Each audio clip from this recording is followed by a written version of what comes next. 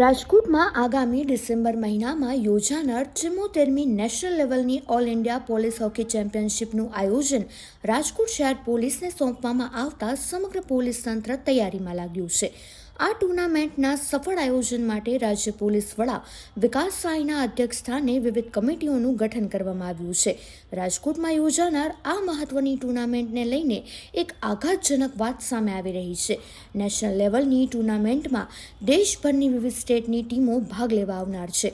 ત્યારે આ ખેલાડીઓ માટે તંત્ર દ્વારા કરવામાં આવેલી ઉતારાની વ્યવસ્થા તેમની પ્રતિભાને છાજે તે મુજબની બિલકુલ નથી. શહેરના પોલીસ હેડક્વાર્ટરમાં બેરેકમાં હાજર ખેલાડીઓને ઉતારો આપવામાં આવ્યો છે. તે ઇમારતની હાલત જોતા આ કોઈ રેન બસેરા હોય તેવું પ્રતીત થઈ રહ્યું છે, જેમાં બાથરૂમમાં નળ સહિતની સુવિધાઓનો પણ અભાવ જોવા મળી રહ્યો છે. તેમજ ચારેકોર ગંદકીના દ્રશ્યો નજરે પડે છે.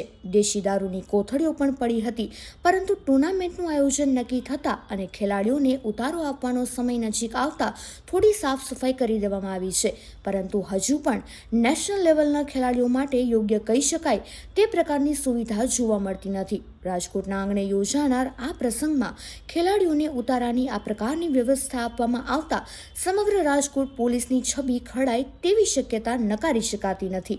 ત્યારે આ બાબતે ઉચ્ચ પોલીસ અધિકારીઓ હકારાત્મક અભિગમ દાખવી નેશનલ લેવલના ખેલાડીઓને તેમની પ્રતિભાને છાજે તે મુજબની ઉતારાની વ્યવસ્થાનું આયોજન કરે તે જરૂરી બન્યું છે.